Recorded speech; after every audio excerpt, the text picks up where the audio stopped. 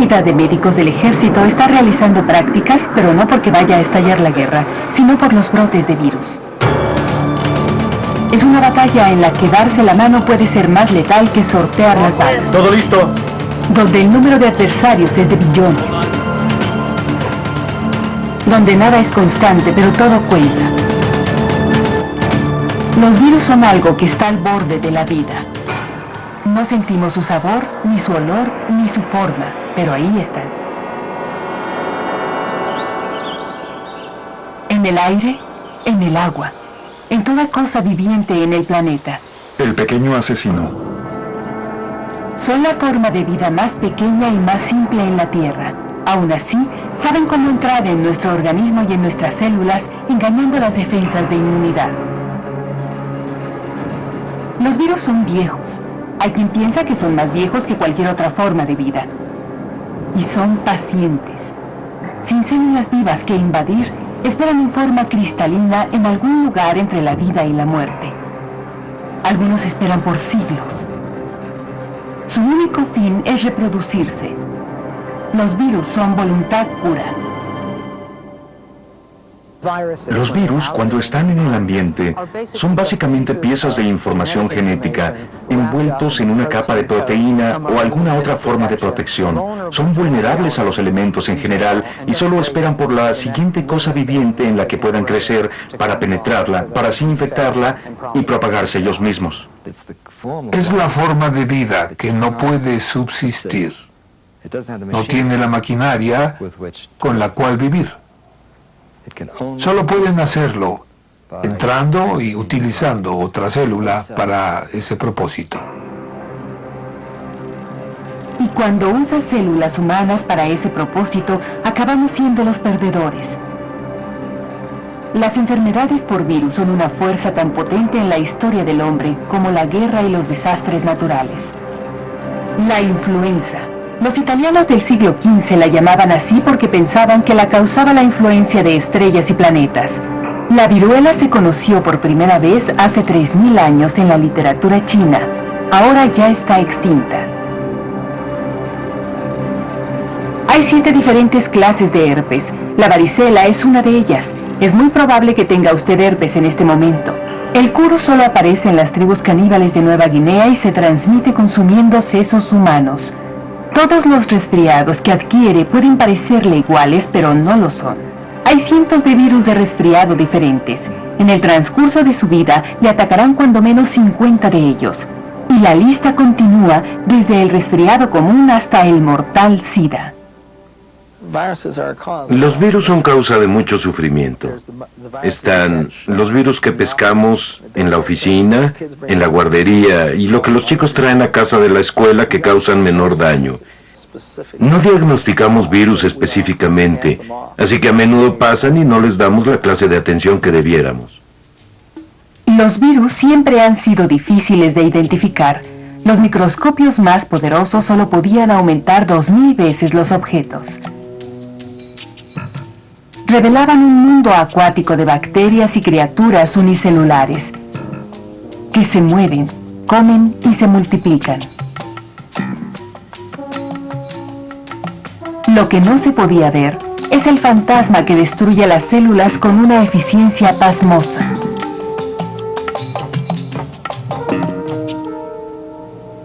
En la década de 1930, los científicos alemanes inventaron el microscopio de electrones y pudieron al fin ver un virus aumentado 7000 veces. En lugar de arrojar ondas de luz torpemente sobre los objetos, este usó pequeños electrones para aumentar su tamaño. Un vistazo a través del microscopio de electrones cambió instantáneamente la manera de definir los límites de la vida. Descubrieron organismos tan pequeños que billones y billones de ellos podían caber en un solo píxel de su pantalla de televisión. Vistos a través de los electrones, los virus revelaron ser esferas y agujas en figuras geométricas, demasiado simétricas para estar vivas.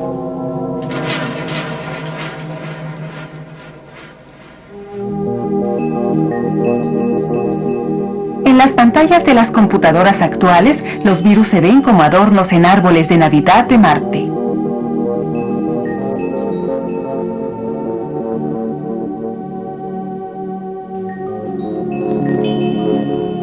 Este es el virus del SIDA. Su núcleo contiene la información genética necesaria para que el virus se duplique a sí mismo. Es un paquete de ácido nucleico, de material genético envuelto en una colección de proteínas que permite que el virus utilice una célula para su propia réplica, ya que no puede funcionar independientemente, no se puede multiplicar independientemente. Los genes están protegidos por un delgado cascarón. Este está salpicado de moléculas que le permiten ensamblarse con la célula objetivo e introducirse en ella. Hay ciertos mecanismos receptores que se conjuntan, se adhieren y no atacan, se adhieren, se incorporan y usan el mecanismo celular para su multiplicación. Actúan como un parásito. Usan la organización del sistema para su supervivencia. La célula objetivo no tiene que ser de humano, ni siquiera animal. El virus del tulipán se ha utilizado desde el siglo XVI para variar el color en tulipanes decorativos. Nada es demasiado pequeño para un virus.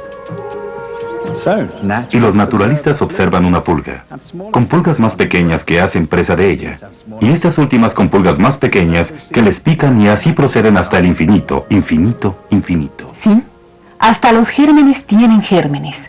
Un ejemplo, el bacteriófago T4, un virus que ataca a la bacteria. Llega, se engancha e introduce su ADN a través de la membrana de la célula. Una vez adentro, el ADN viral secuestra a la célula y la obliga a fabricar más virus. En minutos, la célula se hincha y estalla, liberando cientos de nuevos virus que infectan otras células. Los virus humanos trabajan de igual manera y cuando las células humanas se dañan, las personas enferman. Los virus son muy específicos. La rabia se enfoca al cerebro. Los distintos virus del catarro atacan las células de la nariz y los senos. Las paperas, parotiditis, infectan solo las glándulas salivales. La hepatitis se sitúa en el hígado. Los virus son el equivalente biológico a bombas inteligentes y las células son el blanco, y lo han sido por miles de años. Antiguamente, la gente no conocía los virus, pero sí sabían que enfermarse era lo último que hacían en su vida.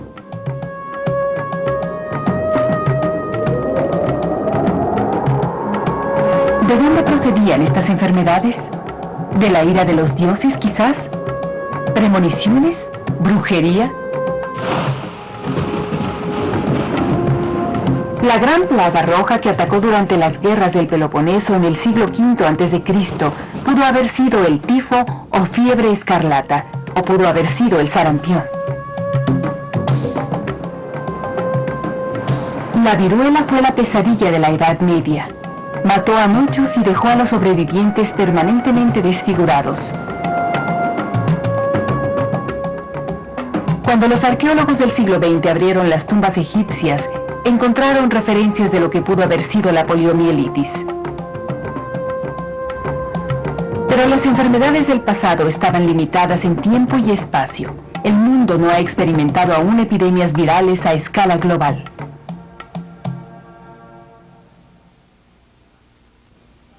Pandemia. Uno de los peores desastres naturales en toda la historia fue causado por un virus. La influencia pandémica de 1918 atacó a todas las ciudades importantes de los Estados Unidos, donde la gente caía ahí mismo.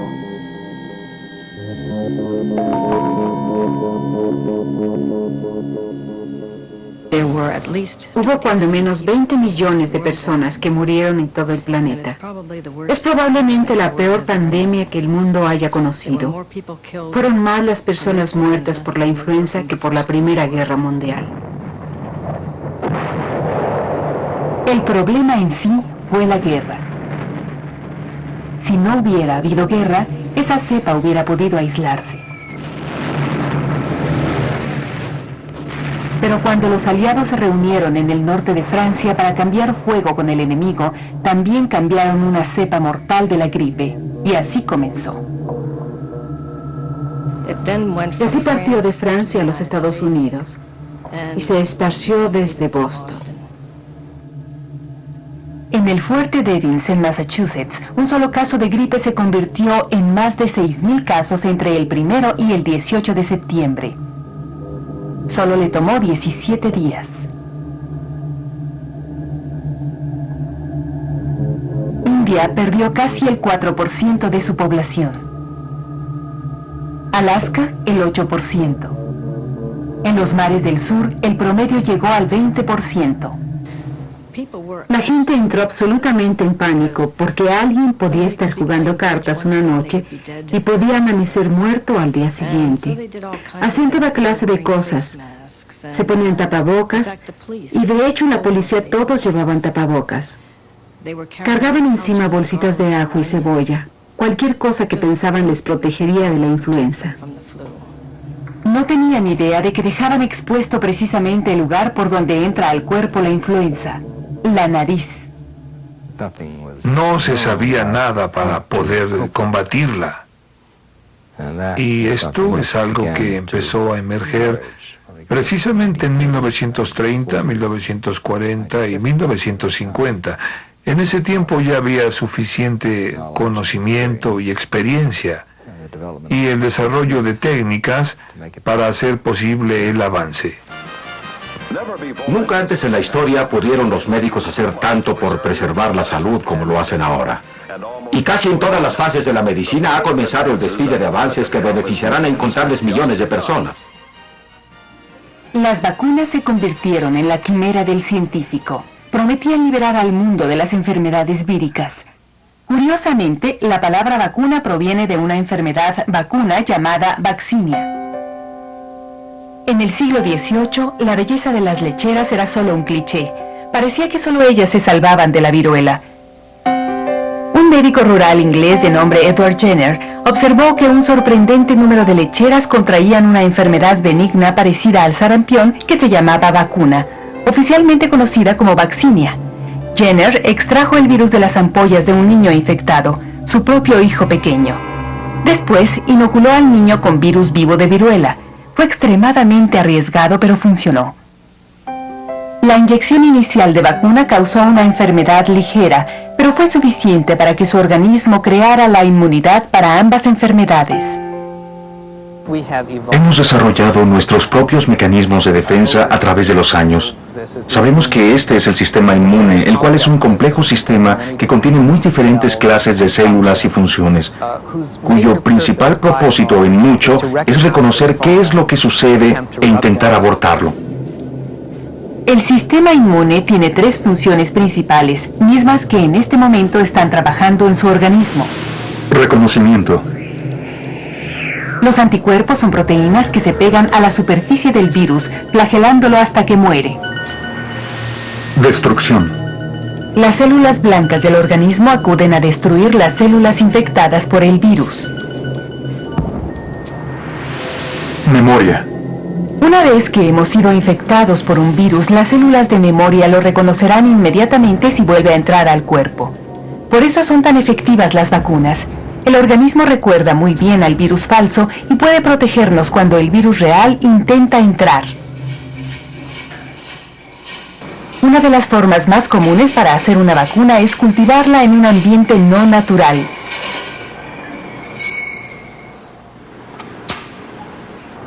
Se usan embriones de pollo para cultivar virus humanos como el de la fiebre amarilla, sarampión, paperas e influenza o gripe.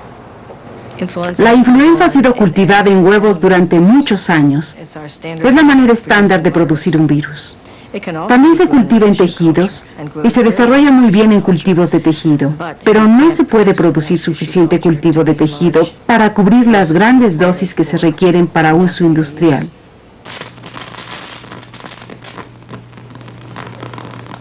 Todos los años, el virus de la gripe se inyecta en huevos.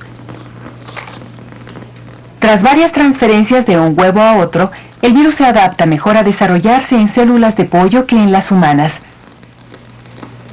Cuando se inyecta en un humano, es como un enemigo que causa inmunidad, pero no es suficientemente fuerte para causar la enfermedad.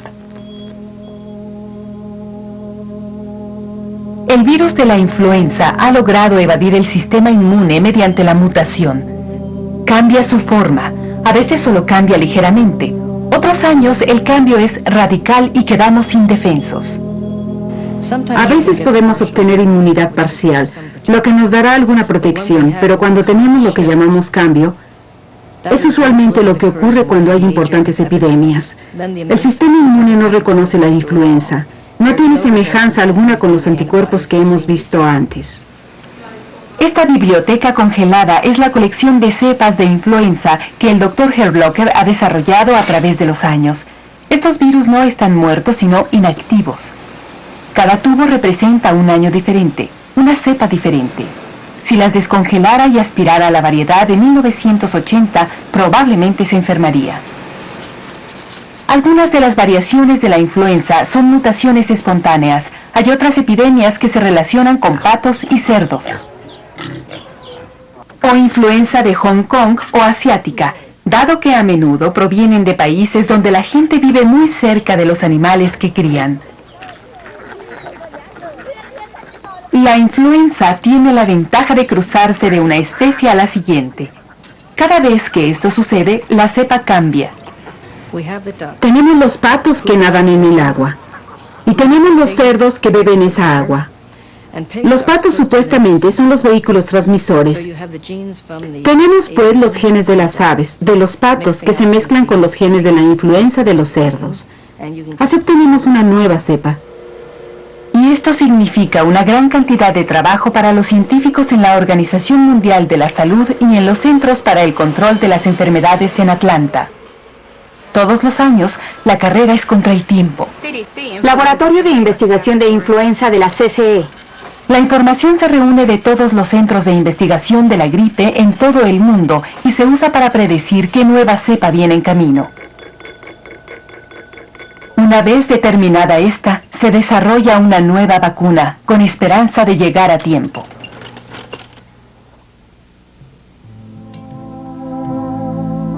Es difícil imaginarnos un mundo sin vacunas para enfermedades tales como la influenza, la viruela o la polio.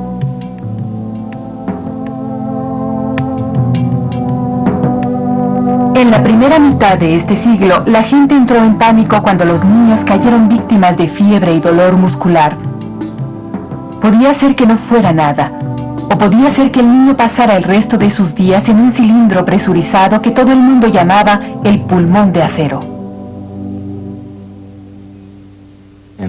Durante toda mi vida siempre estuve consciente del efecto de los virus. En 1916, por ejemplo, o sea, 2 años después de mi nacimiento, hubo una severa epidemia de polio. Epidemia en los Estados Unidos, particularmente en Nueva York. Nuevamente en 1918 y 19 hubo una severa epidemia de gripe. En ambos casos el efecto fue devastador. Yo naturalmente era muy joven para entender el significado de eso, pero recuerdo los cuerpos tullidos y los féretros.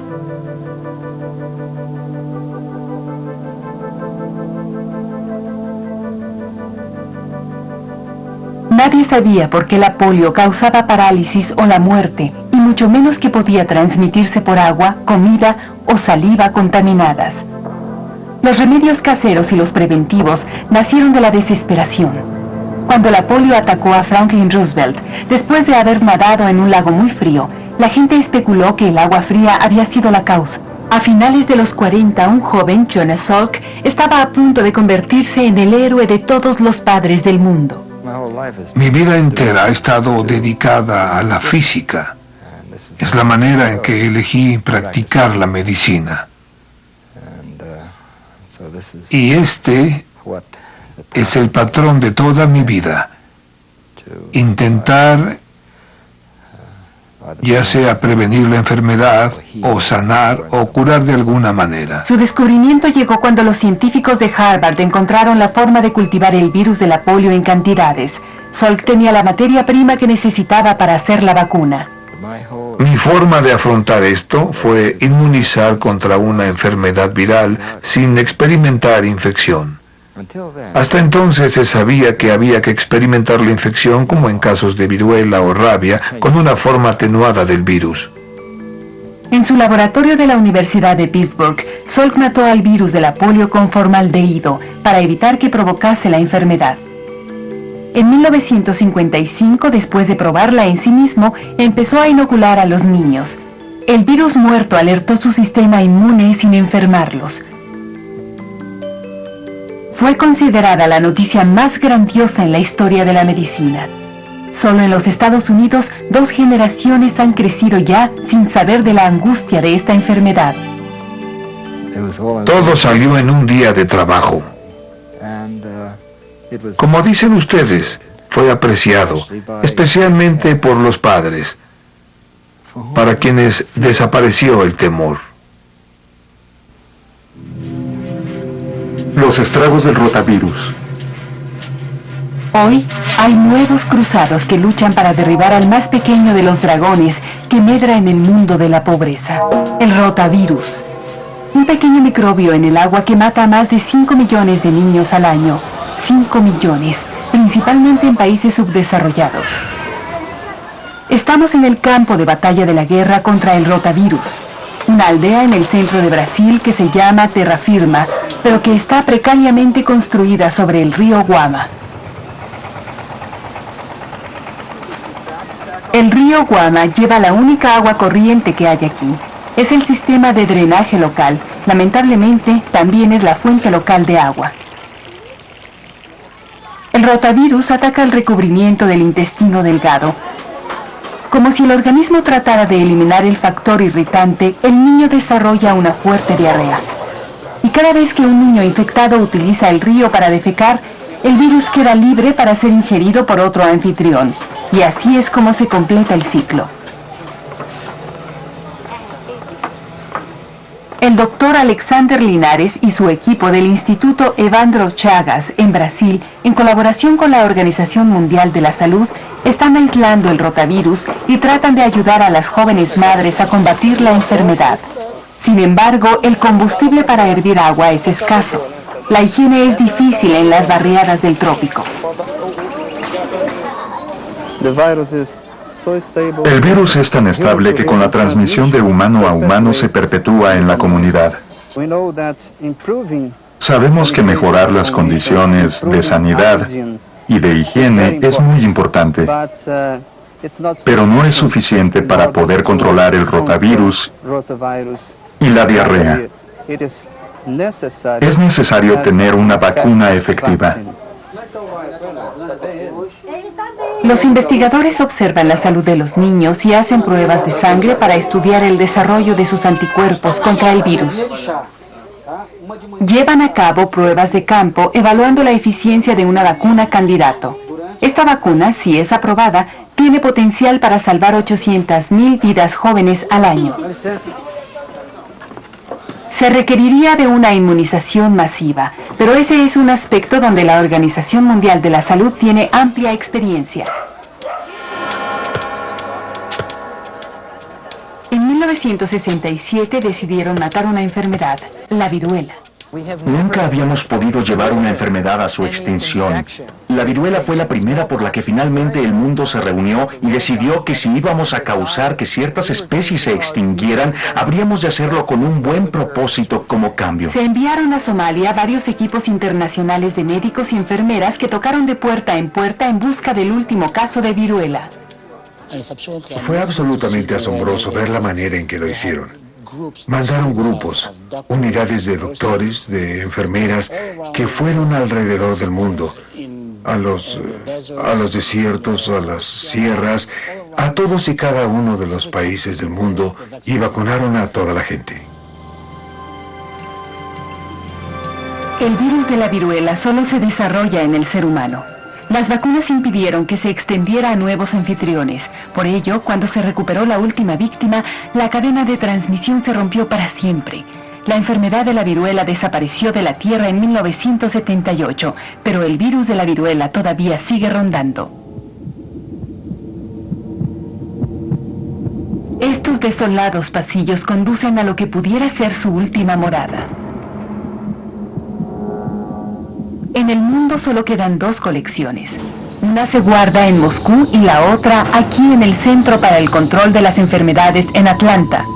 La Organización Mundial de la Salud quiere destruirlas, pero no todo el mundo está de acuerdo. No quisimos eliminar totalmente el virus porque no pudimos entender verdaderamente al virus y qué le hacía vivir. Es parte de todo un básico y fundamental argumento sobre diversidad biológica. No podemos permitir que se pierda este organismo que se ha establecido en un singular nicho ecológico. Pero el gran peligro es la posibilidad de que la viruela accidentalmente escape del congelador en algún lugar, donde pueda olvidarse como algo almacenado, o de que en años venideros, pueblo tras pueblo, se olvide de él.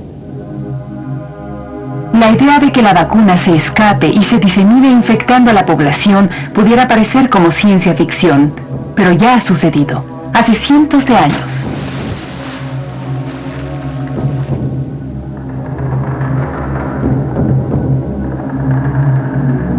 En 1519, Hernán Cortés invadió México y conquistó a millones de aztecas.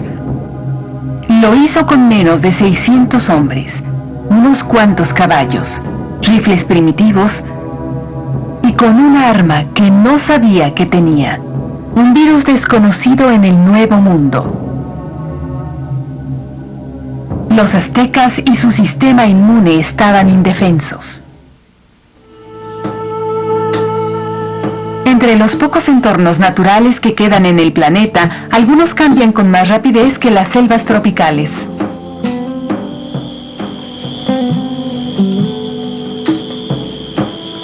Los expertos consideran que el 90% de las 14.000 millones de especies en la Tierra no son desconocidas.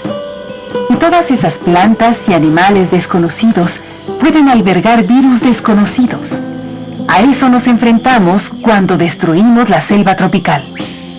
Creo que vamos a ver emergencias de más enfermedades y creo que todos deben asentir en que necesitamos a personas allí que estén familiarizadas con las enfermedades en las zonas locales, quienes puedan describir la tendencia en enfermedades y quienes vean una nueva enfermedad cuando ésta ataque.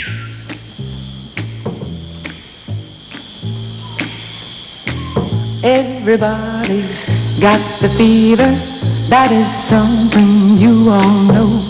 El señor Helio Augusto Cardosa Sareva es parte del equipo de físicos y científicos que tratan de predecir las rutas de emergencia vírica. Su trabajo, carnada. Augusto es una carnada para los virus. Espera pacientemente ser picado por los mosquitos bajo la bóveda de la selva tropical brasileña. Augusto y sus colegas son parte del sistema de alerta precoz contra el arbovirus. El arbovirus es transmitido por los insectos que viven en la copa de los árboles y en el suelo de la selva.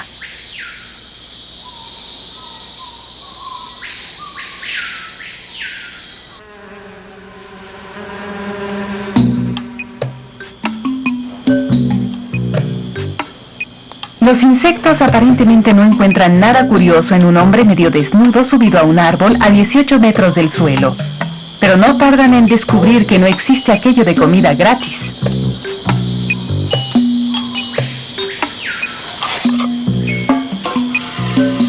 Los insectos mueren súbitamente cuando su carga de virus es congelada en nitrógeno líquido para soportar el viaje de 16 kilómetros hasta el Instituto Evandro Chagas en Belém, Brasil.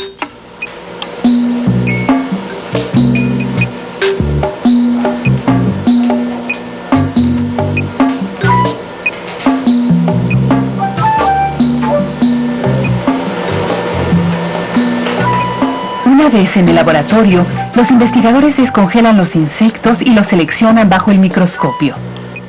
Estos mosquitos están muertos, pero los virus están intactos, esperando las condiciones apropiadas para saltar de nuevo a la vida.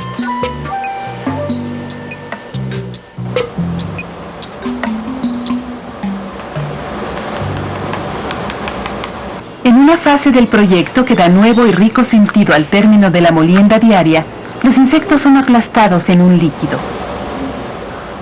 La sopa de mosquito verde se inyecta en ratas de laboratorio. Algunas desarrollarán problemas de movimiento, otras morirán en cosa de horas. Otras desarrollarán infecciones por los virus más temibles conocidos, enfermedades como fiebre amarilla.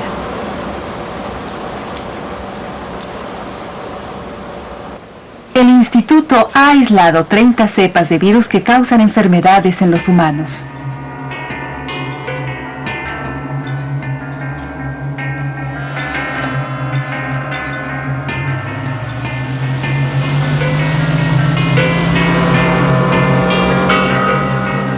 Tan solo de los mosquitos, el instituto ha encontrado 40 cepas virales que el mundo no conocía.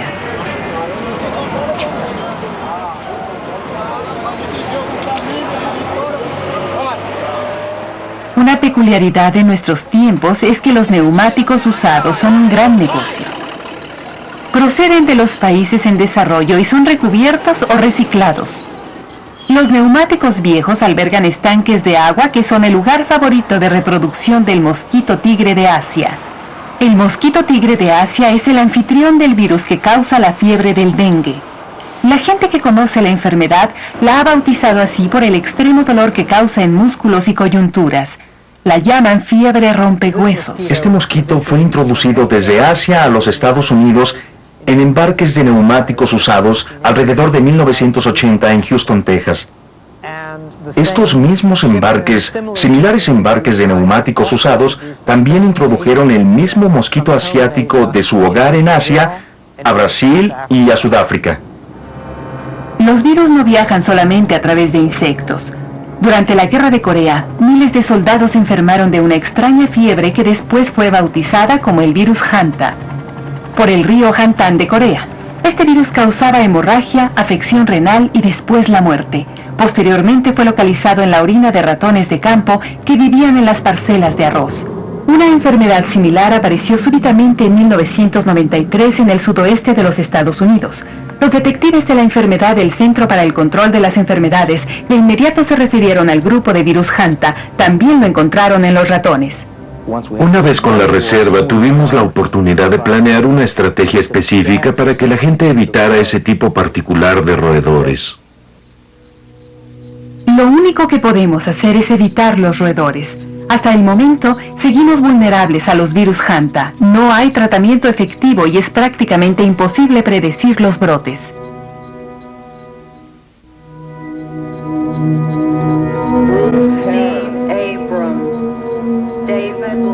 Nada muestra más crudamente nuestra vulnerabilidad que el SIDA, la enfermedad causada por el VIH.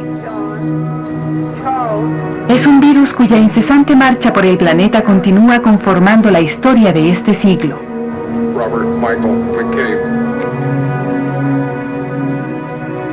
Nadie ha localizado el origen del VIH. En el Instituto Salk del sudeste de California, el Dr. Salk ha enfocado su atención al SIDA. Acepta la idea de que es la mutación de un virus de monos que apareció hace siglos. Se ha metido en la población humana, muy posiblemente como resultado del uso ritual de sangre de mono. Luego permaneció en un bajo nivel de frecuencia, probablemente en aldeas, donde estuvo contenido. Luego, cuando la civilización comenzó a expandirse y los viajes se hicieron posibles, no solo en aviones, sino en camiones y otras formas de transportación, y la gente se movía, simplemente se extendió. El VIH, o virus de inmunodeficiencia humana, es uno de los miembros de la familia de ARN que más rápidamente está mutando. Este virus VIH, que es realmente muy inteligente, no solamente se mete en el sistema humano y lo mata, sino que no lo hace inmediatamente. Puede permanecer latente por un largo periodo. Utiliza su propiedad de retrovirus para hacer una copia de su ADN que entra al anfitrión, se integra ahí y espera y viene en silencio.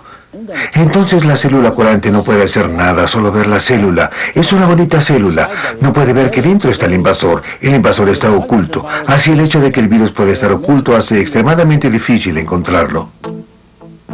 Por eso hay una campaña en todo el planeta para enseñar a la gente que hay maneras de evitar que se extienda la enfermedad. El SIDA también mata a los indios. Por favor, usa protección para proteger a nuestro pueblo. Preserva la vida y la muerte de un solo tiro, con Don.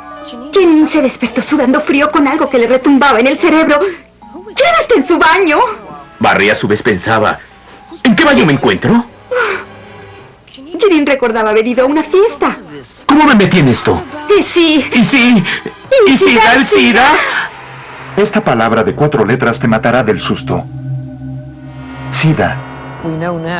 Ahora sabemos que es la peor epidemia que podamos imaginar porque el virus, una vez que infecta, se queda en el organismo de por vida y continúa haciendo estragos. Y aun cuando se transmita muy poco de persona a persona, tiene toda una vida de oportunidades para transmitirse. La búsqueda por la cura del SIDA reúne a los investigadores de todo el mundo. Informan sobre todo, desde financiamiento hasta la salud de las prostitutas en las barriadas más pobres de Nairobi. Los debates versan sobre por qué algunas personas que se han visto expuestas al VIH no tienen SIDA. Estas mujeres representan los primeros casos conocidos de inmunidad natural ante el VIH. Siguiendo esta evidencia de un experimento natural que es muy parecido a lo que se ha observado en Kenia, esto sugiere que podría ser la estrategia a usarse para desarrollar una vacuna. Si podemos empezar a entender la naturaleza de la relación y cómo funciona, podremos desarrollar estrategias para contender. Y el hecho de que hay clara evidencia en el humano de que existe alguna exitosa interacción con VIH es todo lo que necesitamos saber. Esto nos dice que es posible. La naturaleza nos dice algo. Todavía se vende bien. La novela de Michael Crichton de 1968, que nos habla de valientes científicos del ejército estadounidense combatiendo un mortífero organismo microscópico llamado Andrómeda. La ciencia y la ciencia ficción ya no están separadas. ¿Hay alerta? ¿Lugar? ¿Hora de la alerta? Ahora.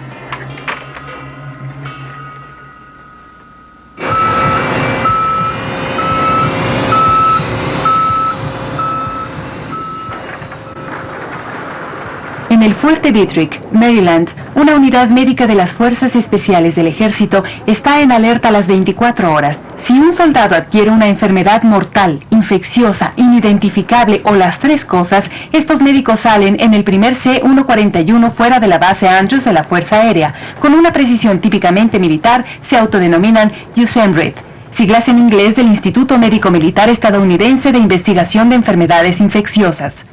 Están localizados en una base militar a 72 kilómetros de Washington, D.C.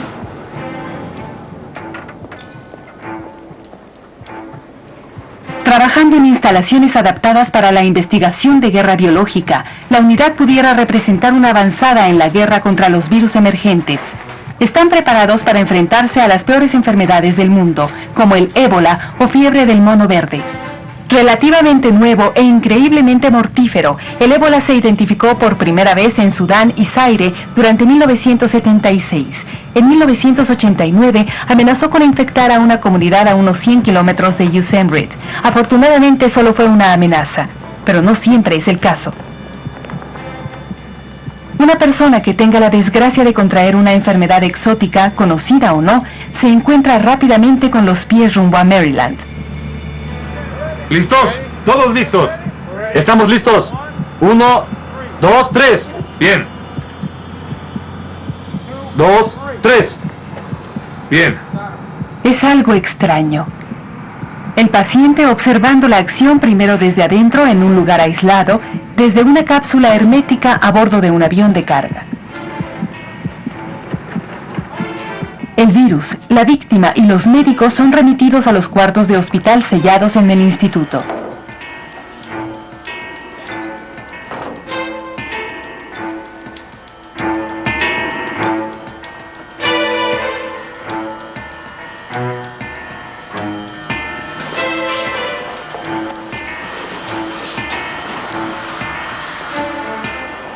Los trajes espaciales presurizados los hacen ver como globos de desfile en miniatura, pero si el traje tuviera una fuga, el aire saldría en lugar de infiltrarse.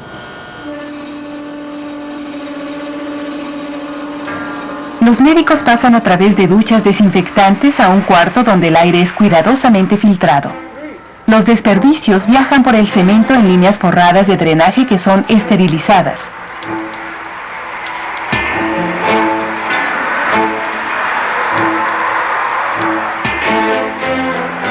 Una vez que el paciente está en su lugar en un traje caliente, comienza el trabajo duro. En un cuarto de hospital diferente, los virus son utilizados para ayudar más que para dañar. Creo que sería maravillosamente poético y justo pensar que los virus, nuestros enemigos, puedan usarse para ayudar a curar enfermedades genéticas. Creo que en el futuro podemos esperar ver eso y mucho más. Virus utilizados en terapias de genes y obviamente con intención como vectores para introducir nuevos genes. Los investigadores están en la etapa inicial del uso de la habilidad del virus para irrumpir en las células a fin de variar defectos innatos en el código genético. Están realizándose experimentos para depositar el gen faltante en personas con fibrosis cística. En este caso, la parte de un virus de resfriado que enferma es eliminada y reemplazada con el gen necesario para curar la fibrosis cística. Después se le deja libre para que haga lo que los virus del catarro hacen: abocarse a las células del tracto respiratorio. Pero en lugar de tomar la célula para su propósito, deposita el ADN faltante.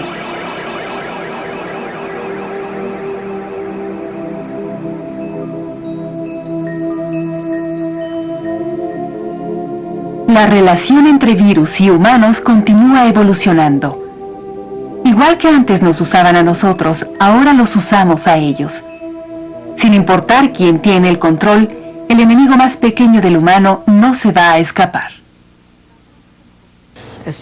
Tan pronto como conquistemos un virus, habrá una hueste completa de otros virus emergentes. Pero no creo que lleguemos realmente a eliminar los virus. Creo que cuando un virus llega con una amplia hueste de anfitriones, podríamos sufrir un serio detrimento en el número de personas de nuestra especie. Tenemos que considerar esto como una posibilidad.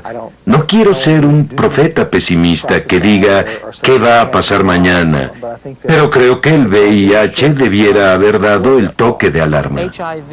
La epidemia del SIDA, creo que debería ser una lección para todos. Y es triste que tengamos que pagar un precio tan alto para reaprender una lección que hemos sabido por años que las enfermedades infecciosas nunca desaparecerán. Podemos empujarlas al margen de nuestra existencia, podemos intentar controlarlas, pero al final de cuentas podemos aprender a vivir de ellas, pero aprendiendo a tratar con ellas, y debemos tratar con ellas, no podemos ignorarlas. El virus es parte de la naturaleza. No podremos aceptar el hecho de que son tan parte de la naturaleza como nosotros. Todo está aquí. ¿Quieren el derecho exclusivo? Vamos a tener que aceptar los virus. No se van a ir de aquí. Estamos atrapados en un combate mortal con la más humilde de las criaturas de la Tierra, y lo mejor que podemos hacer es pactar. La alternativa es que la humanidad, complacida en considerarse el pináculo de la creación, caiga víctima de unos fragmentos de material genético que definen la línea entre la vida y la muerte.